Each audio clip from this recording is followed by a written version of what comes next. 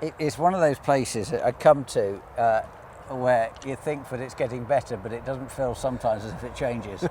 And I said this to Chris the other day, he got very upset with me. 1999, 2000, something like that, that would have been the light bar. What age are you? So I'd have been 6 then. Okay. Yeah, I get this problem. Yeah. That's all the time for me. Yeah. That's why I looked at you, because I could see you. Tom gives me that same look. This is the retake, and I don't do retakes ever, but I just completely got my tongue all over the place in the wrong place. So here we go. So it's, what day is it today, Tom? Okay. Oh God, it's my sister's birthday. I better ring her. I forgot about that. Isn't that funny how you remember these things? 4th of November, sun is actually shining. It's not too windy, so certainly one of the sprayers is out. The second's going to be dispatched shortly.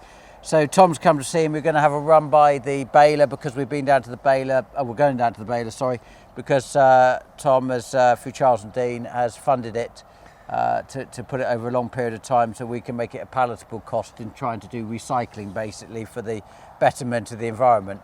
So we're going to stroll down there. We're going to have a chat about where we think farming is, because as we stand here today, it seems like every time I see you, farming seems to be going downhill, and currently it's certainly on a steep slope. We're on a black run now. Yeah. So we're going to talk about that and what we can do, because next year could be looking promising, because we're all drilled up. Yeah. Everything's looking really well. Conditions of weather are good. And actually, if we can get through between now and then, actually, we could do well next year. That's really good. That's really promising to hear. Yeah. So we'll chat about how we think we're going to get between now and then as well. Yeah. Maybe you've got some ideas. Right. So this is the Marden baler, which we got pre the open day. Okay. And we're now. What are we now? We're in November now, aren't we? Early November. So we're a long way into using this.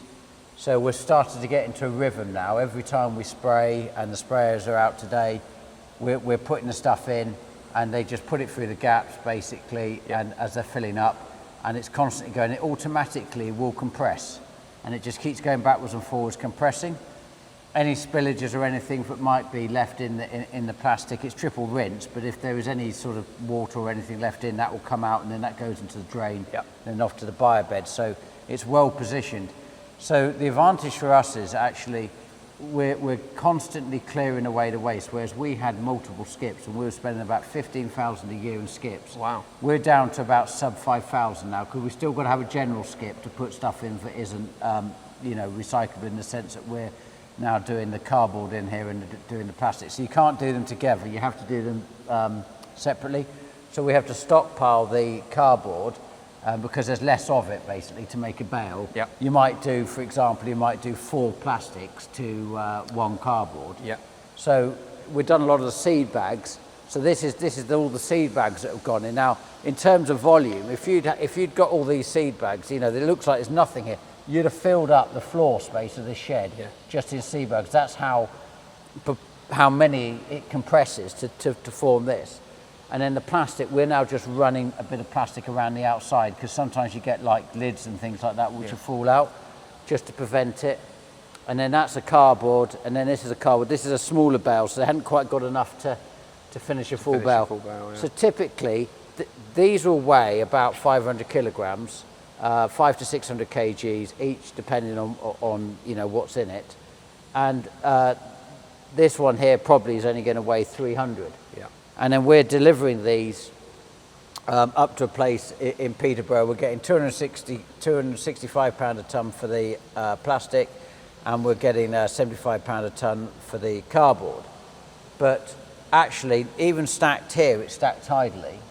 And when you looked at the economics of running this baler, so we got it from Marden Balers. Obviously, it's a reconditioned unit, so we got it at the right price. We came to you, isn't because we couldn't pay for it in cash terms, but actually, what's the point of draining cash today if I can put finance on it, even though it's second hand in the terms of refurb, and we put it over 7 years, the payment on that annually is less by the plastic income, net along the packaging of it, because it's automatic. It's relatively not labour intensive until you have to wire up. But that's without taking into account the savings of £10,000 annually on the skips. Yeah, absolutely, yeah. So in my mind, yes, you could pay it out, but actually it's another 10,000 out of the business. You might say, well, look, you've had to pay 2. But actually, if the plastic in itself is turned from a cost, I mean, when I came to you guys, you basically went out to the market, didn't you? And you looked at all the basically providers which would be interested in funding this. Yep. Yeah, absolutely. I mean, we were new to you though in that sense, weren't we? So we had to provide our management accounts, we provide our accounts, the full accounts, etc. Yep. So you've got a full handle of the business. Yep.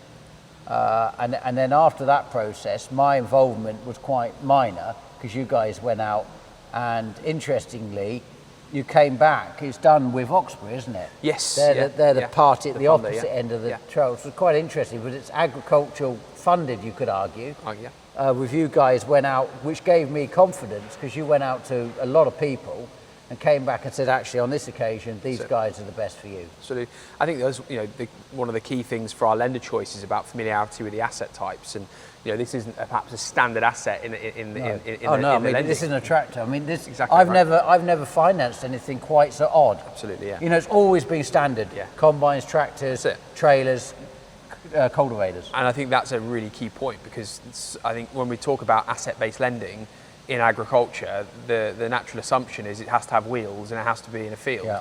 But actually there are so many other ancillary capital investments that you have to make as a business that can be funded in the same way that you'd fund the tractor and a combine, and at similar rates and pricing. So I remember when we first met and we started talking about this, I was naively believing that it was a very you stay in these lanes. That's it, yeah. Can't go out. And this proves it actually. It certainly does. We've managed to fund something that probably I would have been previously, I'd have said, do I want to spend the money on it? Yeah. Probably not. So I probably then wouldn't have pursued it. Yeah. But because we've got the finance on it, actually, it's something for me. It's something that I think was environmentally was the right thing for the business to do, and as the income driven just off the sales is going to clear the finance, actually justified. Yeah. Makes sense. Makes sense. But yeah, I mean, as I said, key point was we work with the supplier, reconditioned asset. Understanding the asset is key. You choosing a lender that understands the asset is key, because certain lenders wouldn't have an appetite for it. And obviously then just trying to drive a solution that worked for you economically. So I think we. But money's changing, Tom, isn't it? The way we're sourcing money, the way we're trading as a business. I mean, typically when I first started in 2003, it was a very simple finance, which was bank related, and we had an overdraft, and that was a very simple way of doing business. Now we look to 2025, suddenly that model seems to be changed. I think that's a really interesting point, because I think we feel there's a sentiment shift in the market at the moment, and I think that's also now backed up with some statistics. Looking at the overdraft usage, a very traditional working capital facility for many businesses, but arguably I'd probably see more of it in agriculture. I see overdraft usage being quite a familiar working capital facility to support farm trade. Statistically, in 2000, overdraft lending to businesses was an £18 billion marketplace. Okay. Today, I think the data went up to end of 2024, it's now a £2.7 billion marketplace. So effectively in 4 years. In 24 years, since 2000. Oh, sorry. So when you started trading, it was an £18 billion actually, market. That's even worse, because in 2000 the cost of everything was quite small in relation to today. So you've gone from an 18 billion down to a 2 billion effectively. And I think I think one of the interesting points there is that the traditional use of an overdraft for many businesses back in 2000 and for the last 2 decades has been there to serve as their working capital facility. It's there to help support the supply chain of your business. Paying suppliers, providing working capital when you haven't been paid through your customers. But if that marketplace is shrinking at the rate it is, and today the marketplace is as small as it is, what's the alternative? But why is it shrunk?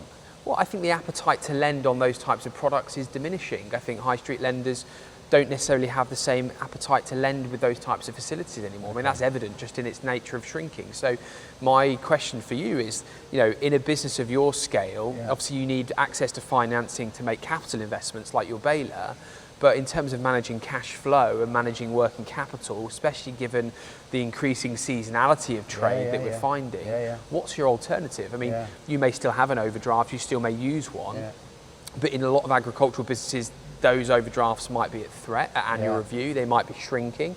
What's the alternative? And I've got solutions to those alternatives, and I think one of the major issues in agriculture is the lack of education around alternative sources of financing that can act as the offset to what is evidently happening in the market with high street lenders. I haven't had an overdraft since 2021.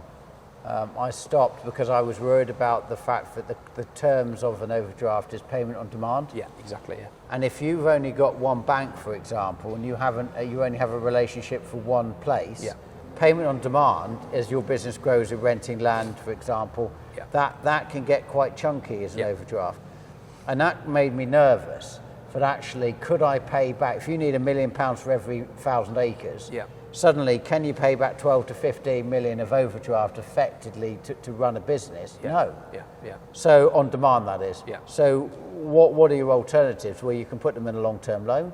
So you could do a 10-year loan, so you only get one arrangement fee rather than an annual. What other suggestions would you do? Well, I think it's you might have credit terms with your suppliers. So, they might provide you credit terms for 30, 60 days, giving you some breathing space to pay for that whilst you're, receiving money in from your unpaid invoices or from your customers. But a business to operate without an effective working capital facility puts a lot of focus on your credit control. So you're a bigger business. Your credit control will be watertight. You'll be really mindful of making sure you're collecting in as much money as possible. And it is a conversation we have every day. Yeah, I can imagine. Every day there is a conversation around credit. And that credit control is such a fundamental part in the success of the daily runnings of a business. When one of those components is strained, it puts the whole business under strain. Well, I've also noticed how it can change personalities and the way they trade and do business when they're strained in that sense of cash. Absolutely. We had a conversation this morning before you came internally about a tenant that suddenly said that they've now been put on 90-day payment terms, whereas they were on 30 before, and they came to us and said, we can't pay the rent. And we're going, well, you don't make this our problem. Because and it feels like the confidence is dropped. Absolutely. Cash flow is now becoming a bigger priority, not just in agriculture, just widely. And people are expanding their payment terms. And that's just one example. I mean, you must be hearing similar stories. On the other side, so that's obviously an unpaid invoice now being pushed out to 90 days. Well, on the other side, I've seen a scenario only in the last week, an agribusiness that's supplying a major supermarket, buying their seeds and their product from Europe, from overseas. We've had 60-day terms with their supplier. It's now payment up front. So they've immediately changed from having this... Is that a European business which has done that across the board, or is it because it's a UK business? I'm not entirely sure the detail, but the sentiment was very much about the fact that their supplier credit terms are reducing and shrinking. So if you're having your payment terms pushed out to 90 days, you're having your supplier terms reduced to zero. And the problem with farming in that sense, especially with seeds and things, you are very beholden on trying to make that happen because you've got no choices. Absolutely. Because we're so seasonally based. And I think what we're also seeing is that, what we don't want is farmers or agricultural businesses have to make irrational decisions, selling off product at pence on the pound to cover and create their own solutions. I think there's so much optionality out there for farmers that I just think needs bringing to life a little more in terms of the alternatives of an overdraft or the alternatives of a supplier credit term that you might have. Because there's a lot of facilities out there that are very available and very easy to access that offer that capability. Okay, so I mean, we're selling grain at the moment because we've got obligations for fertiliser chemicals, which we've cleared now, but they'll come again. So, we've got the right terms with the right partners we're working with for starters, but obviously running lorries and things like that, there's constantly fuel bills and things happening, there's labour bills, etc. Once this grain has gone, I mean, we are a 20% deficit in yield. Yeah. And the prices effectively are greater than 20% deficit in terms of budgeted thing. So this year, I think, is probably going to be a very difficult year for arable farming as a whole. The upside is that we've got some of the best crops we've had in the ground since about 2012. As a whole, everything's drilled, everything looks amazing, outside of the spring crops aren't done. So we're in a very good position if we can focus on between now and then. Now, if you start to get people not paying, the pressure gets worse. Absolutely. Because, of course, if you start to get people not paying their monthly invoices and they're pushing it out to 90, but you are of a type that feel obligated to pay as you would do under payment terms as we do, that puts more strain in the system. What could be made available outside of grain on warrants, for example, which I'm sure you don't get involved in, do you? That's something to do with a grain merchant. Yeah, I think at a slightly higher level, if we're talking about scenarios that could create strain in that supply chain, there are various different types of working capital solutions that are, if you like, an alternative to a traditional overdraft that can slot in and provide relief. Okay. So we've got what we'd call receivables funding, which in a traditional sense is invoice financing, but there's a lot of... Factoring, but there's a lot of different variations of that now. Without going into too much detail, there's a lot more light touch solution out there than the traditional factoring that you might be familiar with. There's even spot factoring, where you don't even have to do an entire facility. You just might want to raise finance against individual invoices. Oh, what, a certain company? Yeah, or you might be able, you don't want to have an entire solution in your business, but there are moments in the year where you want to raise finance against an unpaid invoice because you need that immediate cash. There's solutions like that. But there's also trade finance solutions, and trade finance solutions again are there to help you pay your trade, your trade creditors, who you owe money to. Again, where businesses have typically relied on credit facilities with their suppliers, if they're in the absence of those, the cash is strained again. So there's trade finance solutions that can help supply that as well. So, or term loans, naturally, but then term loans don't always solve it, because if cash flow is seasonal, you don't want to have a commitment for the next 10 years necessarily. You might just want to be able to utilize a product when you need it. The whole point of an overdraft is it's a utilization facility. You pay for what you use. And there are so many other alternatives to utilization facilities that I think arguably are somewhat more suitable than term loans. Are you in situations, Tom, where you're getting involved in businesses because the banks have said, no, we're not going to increase the overdraft, or actually we're going to reduce the overdraft, and almost going to be forcing the hand to start selling assets? Certainly, yeah. I mean, again, sentiment feeling over the summer and being quite involved in the agricultural industry as a whole is there is a sense of a lot of these products and a lot of these facilities that the high streets have had with farming businesses, they're being reviewed annually. And under that annual review, there's a bit more scrutiny, naturally, because of what's going on in agriculture. Which can bring costs, because you then might have to get advisors in to produce the reports that they want. Which is where a lot of the agricultural advisors are focusing a lot of their efforts in maintaining facilities with high streets. And really, it's about just increasing visibility to the optionality out there. Because if you feel that your facilities are being strained, or there's potentially a threat, or being reduced, or in fact being removed entirely, what's your alternative? How do you continue trading? And again, I'm just trying to bring to life really what those alternatives are. So there is obviously, there's some simpler things, isn't there, like refinancing machinery or changing the terms, etc. Interest rates are starting to come down.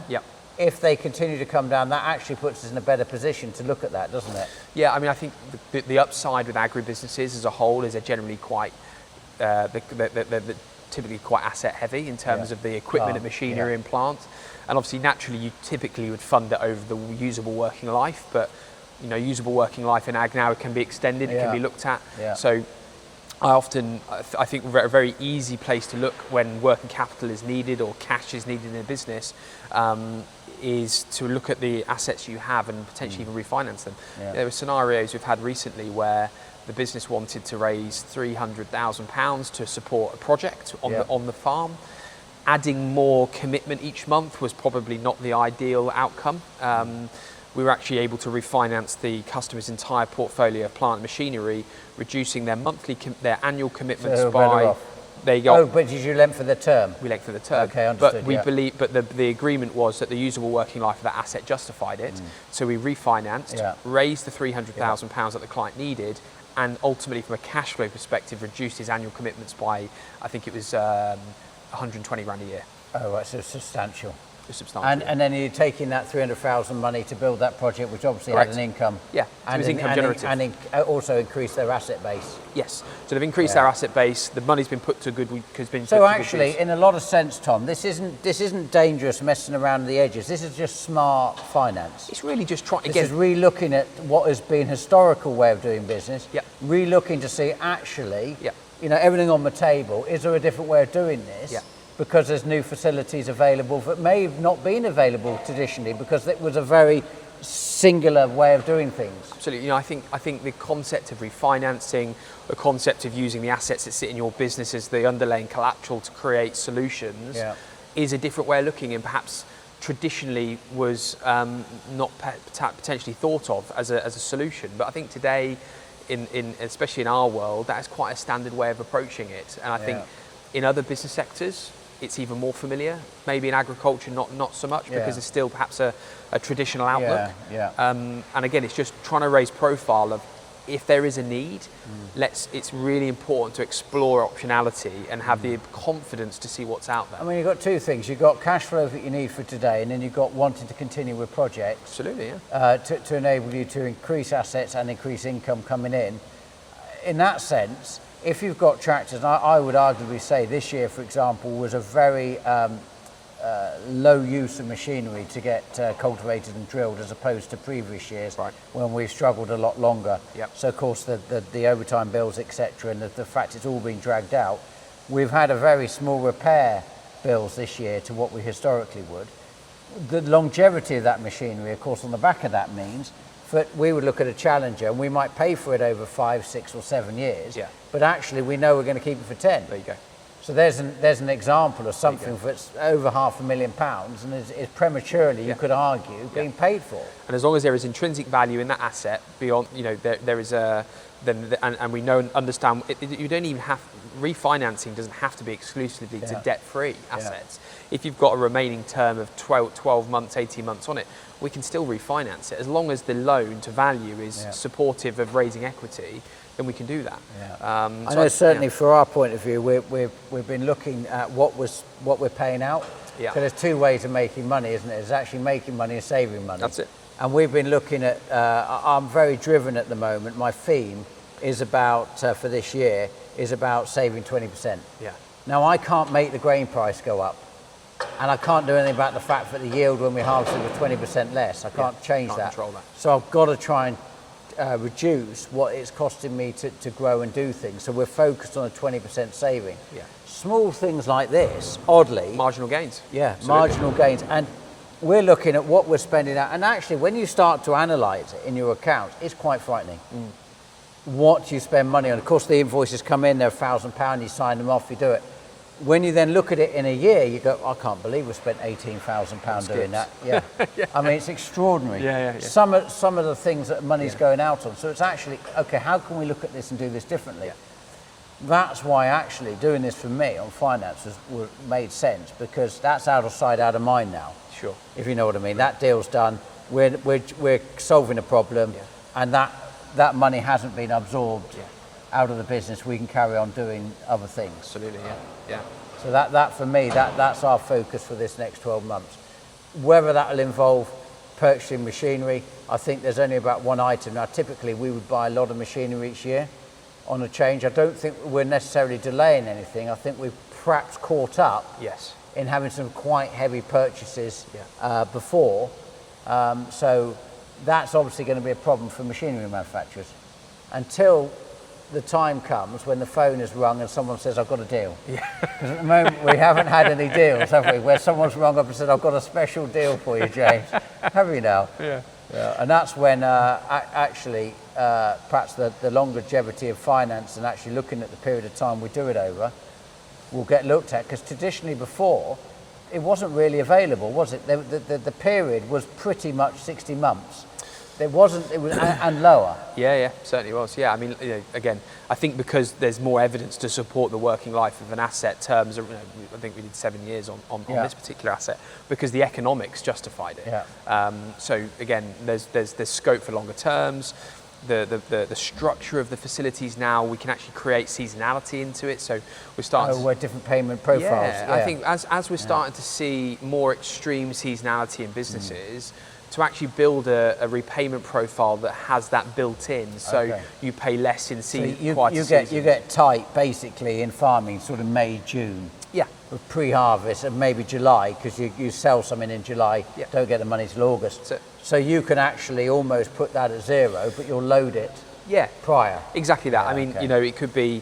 I know a lot of agricultural businesses like annual payments or biannual payments, but fundamentally, what we can do is create a repayment profile that simulates your cash flow. Yeah. So if the machines are quiet and they're up in the they're pulled up in the yard and they're not working and they're not income generative, then we can structure facilities that you pay less throughout that period. So this is really a new relationship that traditionally, as a family, we would have had with the bank. Yeah. And this is just a new relationship that's now being developed elsewhere. On perhaps almost on somebody being more invested effectively in what what the business is doing. I think because that's detail that you're getting into. Yeah, and that's kind of that's really what the value proposition is for us. Really, we're impartial to who the lender needs to be. Our job is ultimately to try and drive solution to you. Yeah. Who that funder is and who is care. irrelevant. Yeah. It's about driving the right solution that's suitable for you. Where naturally, if I were representing a funder, then naturally I've got my interests in these products that I'm talking to you about are the right products. Yeah. So I think there's value in sort of a broker-led service in the fact that we are impartial in terms of who the product and the lender ultimately is. But maybe what is happening now is we do represent that modern day bank manager because that bank management solution or service is reducing because the high street lenders are reducing their presence quite evidently. Yeah. We work with a lot of high street lenders. We have a lot of them in our panel, and they have brilliant solutions. Yeah. But it's about bringing a lot of the solutions to life and making them contextual to you, what you need. There's no doubt that I think we can all agree that farming is changing and quite quickly. Yeah. And I'm a real believer about this particular year of where the focus has got to be. And I don't want to be where I just stop doing everything. Yeah. Where the answer is, right, lock the gates, do nothing. Yeah. That has never worked in my time of business. It's about seeking the right opportunities and looking at where to invest in growth. Yeah. And I don't want to just say do nothing because I think I'd fall behind. Absolutely. But I think every business wants the opportunity to take that zoomed out look at their business and try and strategize. Yeah. But often when things are being strained at the ground level, it's very hard to have the bandwidth to do that. I agree with that. And that's why I go on holiday. So I lie there on the sun lounger and I'm thinking, I leave the blasted phone in the safe because time to reflect. I can't cope with whatever the nonsense is that's happening on the day. I need to just think about a deeper thought. Yeah. Where am I going personally? Where's the family going, etc. Right, where's our attitude on this? And I need to get to that. And when you're in the fight of everything, you can't do that. Can't it? No. Exactly. And I think that's the essence of this. I think I think that's a general theme for all business owners is that when you know that the day-to-day is under control and it's in a good place, then you have so much more headspace to look I agree with that. strategically. It's a luxury, actually, isn't it? Certainly It is a luxury in a business. Yeah. And I mean, politically, I think for where the industry is struggling more so at the moment, in my mind, is we cannot decide what the government's doing at any one time.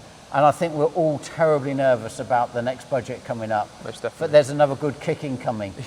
And it's these sort of 6 monthly things we're going through, it's very difficult to plan in our industry because we're almost 15 months at any one given time. Sure. But I would say we're on a 3-year change cycle. But it takes us to implement, to change, to research, to come out the other side. Yeah.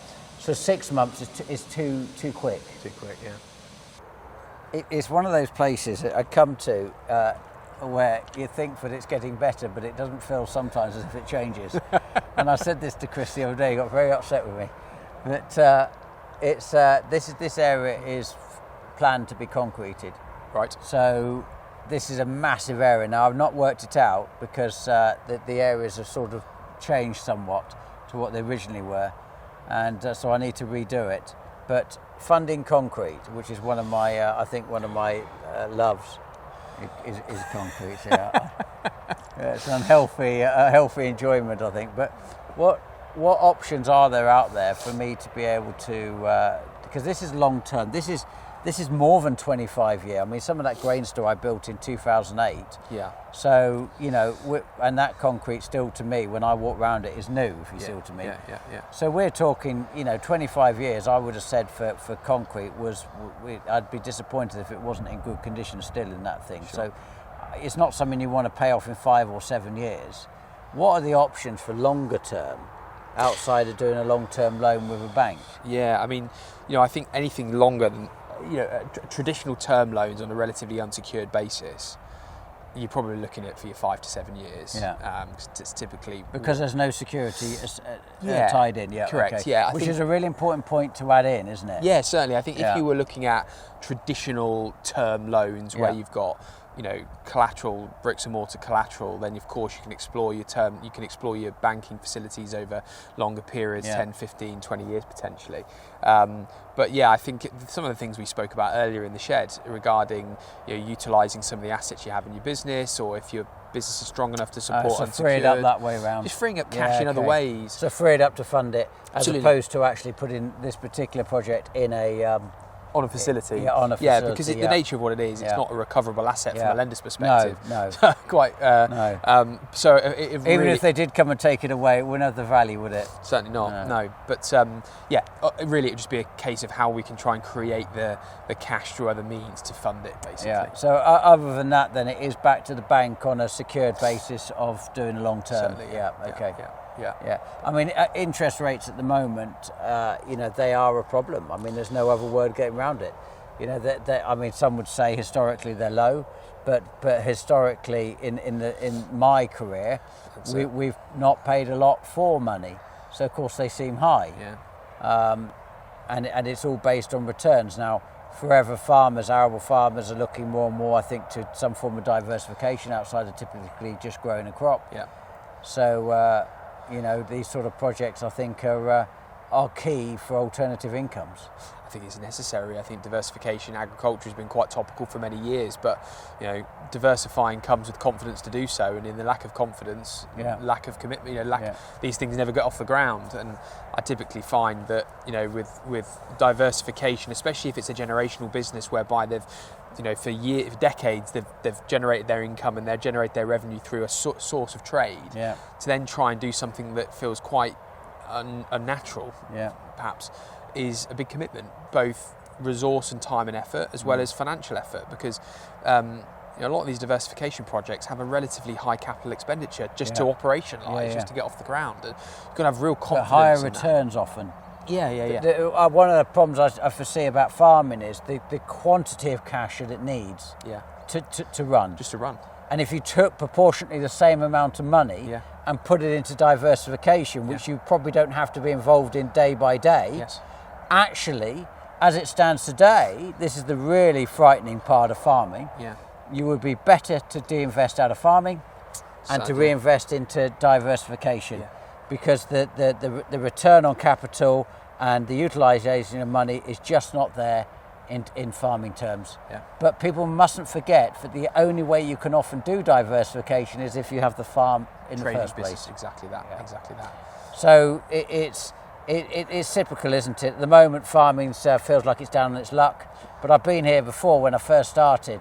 So you have to have those moments of reflection. Do I continue? Do I de-invest? You have to have those moments, don't you? But then, strangely, I wake up terribly enthusiastic again.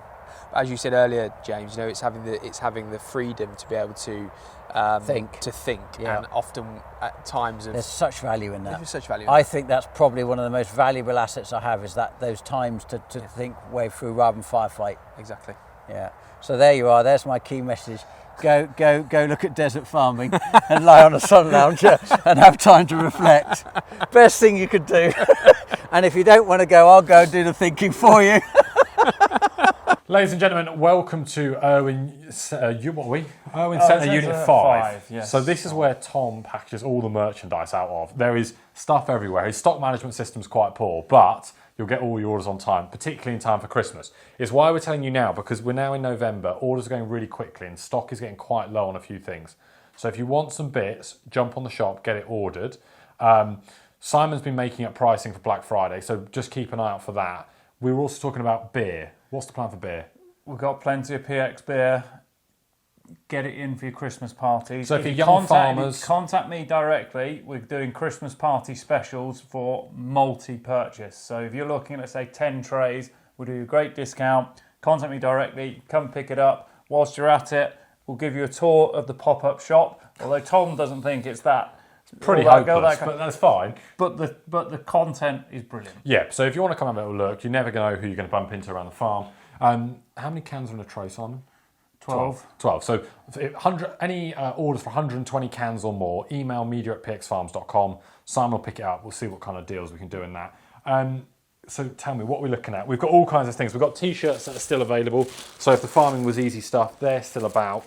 Interestingly, right from back in the day, we have some more stock of umbrellas. So as the weather turns, that's not too bad a deal. Correct. We've got beer can coolers to go round the beer that you're going to come and collect. So they're fun. We've got a couple of one-offs. These are one-off samples.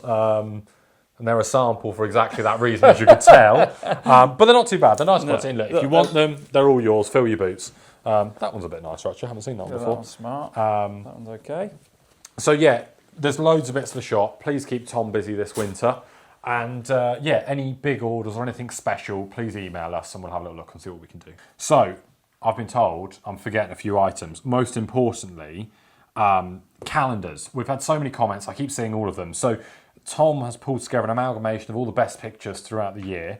I'll show you very briefly so you can see what you're looking at. But that's all the usual pictures of all the cool kit with the proceeds going to charity. So that supports our 3 charity partners, the same as the Open Day. So that was Nuffield, RABI and the Worshipful Company of Farmers. So we're taking pre-order. So as of this video being live, you can get ordering them. Tom's then going to get them all printed and we'll get them dished out, but they will definitely be with you before Christmas. And we're retailing them at $9.99? $9.99, we're thinking A4, $14.99 A3. Super. Oh, we've done 2 variants. Right, happy days. And then one last little thing that I've just caught out the corner of my eye. We still do have, and it is a very small quantity of model tractors. So if you need one for Christmas, they're a great gift. But stocks are very limited, so if you want one, please move quickly. Zoom in, you've got it all branded up again. You got it?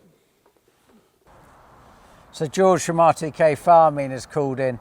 Now, I went with RTK Farming in 2012 when I converted from John Deere system to Trimble. And at that time, just a bit of history, George, what actually happened? Because it was a group of farmers that got together, wasn't it, with a grant from the government to be able to put up an RTK signal network. Yeah, that's it. So it started before the grant. So it was always by farmers for farmers. So it started off with 4 local farmers who wanted an RTK solution for themselves, but also to serve the wider farming industry. What happened was every time a station went up, there was always the neighbour that was just 1 field too far. And so organically it started to spread. And I think it was that was started in 2010. So as the time you came on board, they'd had a couple of years doing a bit. Yeah. And then the grant came in, which really helped to kickstart it and allowed them to say, hang on a minute, rather than doing this sort of piecemeal approach, let's really go for it. Yeah. Get East Anglia covered all the way up to Lincolnshire, down to Kent, and it expanded from there. As we took farms on, we would go to you guys and say, look, this is the new area. You then would go and put a base station up somewhere, because not all of the farms or fields we had an electric supply or a building to mount it to. Yep. Lincolnshire, for example, we've got a base station up there, haven't we, on the building, which does that area. So we've always had signal since 2012, wherever we went. Now, that was one of the main reasons I moved to the Trimble system, was that when we were with the John Deere, we were putting our own base stations up, but every time we wanted to go to a slightly different area, we hadn't got the signal. Yep. And to dismantle and put them up, there was the tripod idea. Mm-hmm. You put in a field, and if they got moved and they didn't put them back in exactly the right place, then the signal wasn't repeatable. And then there was the idea of concreting into the floor so you could screw them in the same place. Yep. So in the very beginning, that 2010 period, there was quite a lot of early adoption going on, wasn't there? We're trying to make this everyone work. trying to figure it out. RTK Farming came along and said, I tell you what, we'll put base stations up, we'll start to create a network across East Anglia. That was the primary purpose, wasn't it? Yep. And then you tractors will be able to log in, and wherever you go, as long as you're a member, you get a signal. Now, as I understand it, you can now do the entire British Isles, is that right? Yeah, that's England, Scotland and Wales covered. So we're the largest independent RTK provider in the UK. And you do an island? We are trying to. Oh, so just within beginning? the next year or two, we should Okay, have that so you're going sorted. to break into Ireland? Yeah, absolutely. So effectively, the beauty for me is we're getting our tractor, I'm all on the same screens. We could basically go to Dorset, one for a better word, turn on in Dorset, find out from you the base station code. Because we're a subscriber, we'd have that code, put it in, bang. That's it. Every 12 months, I think it's the 1st of January, isn't it? Something like that? Yours will be, yeah. Yeah. Oh, they're different, are they? Yeah. So the radio network is what you're on, which is covered in the areas we discussed. The newer generation of the hardware is not tied to Trimble. So we can provide for any receiver, and that's where sort of the more exciting stuff has come from we were discussing earlier. Yeah. So those stations, because they run via the internet rather than radio, it's far less complicated to get set up. It means we can cover a wider area. Yeah. We're not interfered with by topography, and that's when we could really go for it. And that's what's allowed us to do the coverage in the last few years. Is this using data off mobile masts? So that's a common misconception, is the mobile mast has something to do with the correction. The mobile mast is providing data just like it would on your phone. And so the base is connected to the internet, the tractors are connected to the internet, and they communicate to our server together to get their position. It's not a physical base? So it is a physical base, Okay. but it's just connected to the internet. Whereas So the same base as we have now, like the one Very in similar. Lincolnshire, is that providing a physical base for that system? it's not. So it's a different hardware, but same principle. Okay. Your base stations transmit a radio message from the base to the tractor, direct. Yeah. So the internet delivered ones, we call it N-trip, Okay. go from the base to the server, Yeah. and then the tractor downloads the position from the server. But it's still a physical base station. And what's the accuracy on that system? It's the same. So sub-inch accuracy we quote, but often it's down to 10 mil. Yeah, okay. Yeah. Crumbs. Yeah, I always worked on the inch. Yeah. I mean, we've been on this now, as I said, 2010 we started, then 2012. And when I think back, we must have started with the old brown box John Deere and the light bar type system back in about 1999, 2000, something like that. That would have been the light bar. What age are you? So I'd have been 6 then. Okay. Yeah, I get this problem. It happens all the time for me. Yeah. That's why I looked at you, because I could see you. Tom gives me that same look. Glaze it over. Yeah, that glazed over look. What is he talking about? Another generation? I watch you. I must tell you this. I have Terribly used them, excited. yeah. Have you? No, Yeah, Right. You won't appreciate this, but your father will. Somebody told me about a program called Rivals last night, which is on Disney. I had to subscribe to Disney. Now, I haven't been on Disney since the children were small. Had to subscribe just to watch Rivals, and it's the Jilly Cooper book of the 1980s. And it is fantastic. I feel like a real man today after watching it. I watched 4 last night. You had to go to bed really late because I got really into it. But anyway, that's off piece. But, so, yeah, the progression that's happened. So you're now got the next generation of where you think it's going. I want to stay as it stands on the system we're on. That suits me. We have repeatable success for 13 years now to show that has worked. The new system, what is the limitation on it? Because when I first tried this, probably in about, I'm going to guess, 2014-15, there was a problem to do with usage of the data network on when children were off school and things like that at certain times, and I had problems with losing signal. Is that still the case? So not really. We deliberately as a business went down the radio route early because of not having to deal with those issues. So since then the mobile networks have got much better, much more dense, there's more operators, it's higher speeds. They know now where the bandwidth issues were localised, and they've worked to speed that all up. So now there won't be many places where you can't get internet on your phone. And when we have our high gain aerials and roaming sims, there's not really anywhere that we can't serve with that system. But the radio system, people think that it's an either or and should we upgrade just for the sake of it? Definitely not. We've got a large customer base that's still on radio that works very well. We have hardly any problems. Yeah, it's very simple. There's nothing wrong with it. Yeah. And you're going to continue to maintain it? Absolutely. Yeah. Oh, well, I mean, so there's no need for me to move then? Not necessarily, no. No. Okay, that's interesting. So we were just talking inside. You were just telling me about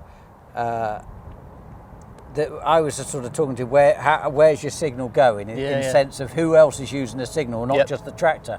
And you were telling me about the greenhouse and the drones. Yeah, so it's a novel use case really. The last 3 years we've been trying to diversify the business and look at areas where we can supply RTK signal, not just in agriculture.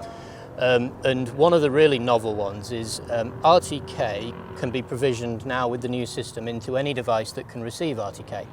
And drones was one of the areas that we looked at, and having met lots of different people in the market, we found out one of the use cases was painting greenhouses.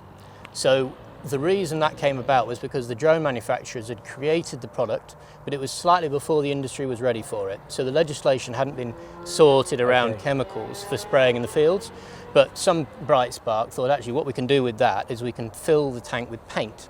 So they've started flying drones with RTK over greenhouses to spray certain areas of, these are massive acres of greenhouses. Certain areas will be sprayed to reduce the amount of sunlight that can go in at certain times of the year in certain areas. Now previously that was done with people. A health and safety nightmare. They would have to have rings around them so that they wouldn't fall through if they cracked the glass. And so now what used to take months of projects and high expense, they now fly a drone over and in a day or so it's all sprayed, done. And so is this to stop light intensity? Is that the exactly? Okay. Yeah. So different crops at different times and different seasons, I'm assuming, they want to try and control that as opposed to putting blinds in because of the scale of the buildings. Yep. They use the... okay, interesting. And the cooling costs as well. So if they're cooling or heating, depending on what they're doing, it's actually much easier just to get right. Let's put a barrier on. So that's using basic. Is that using the signal as I would have, or is that using the? So it's the same technology, but it's from the newer base stations because they're not all Trimble. So we can't have them all set up with Trimble radio. Just to be clear on that, then. So everything we have is Trimble. Yep. So now, are you able to provide a John Deere signal? So we can, but that would be with the new system. Yeah. But with the new system, you can. Yep. Right, okay, so things have moved on quite a bit then. Yeah, absolutely. Okay, so we perhaps ought to have a bit of a session on this and a bit of an update, actually, what you guys can do, because I might be slightly out of touch. Yeah, because I think I'm still when you're 6. Yeah. So just to put this into perspective, George, because I think it's important for people to fully understand why it is I'm so passionate about the RTK signal and what the point of it is.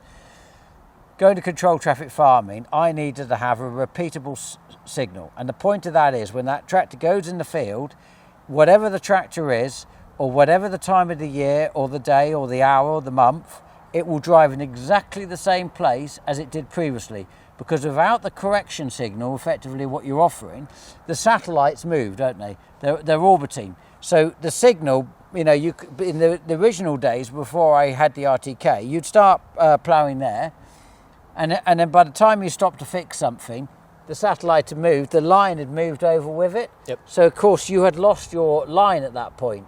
Yep. So the point of the RTK was the repeatability of it, and as we've just been talking about, we're effectively on the 14th year of that repeatable line. Yep. In the same place in the field is the footsteps for robotics, isn't it? It is. It is the way forward for autonomy. It's saving on diesel because we're minimising overlap. And as men get tired, we already know, don't we, that they start off like this, and as they get more tired throughout the day, the overlap gets greater. Yep. We've got a reduction in pesticide use, we've got a reduction in fertiliser, and we are in a marginal gains business now. Yep.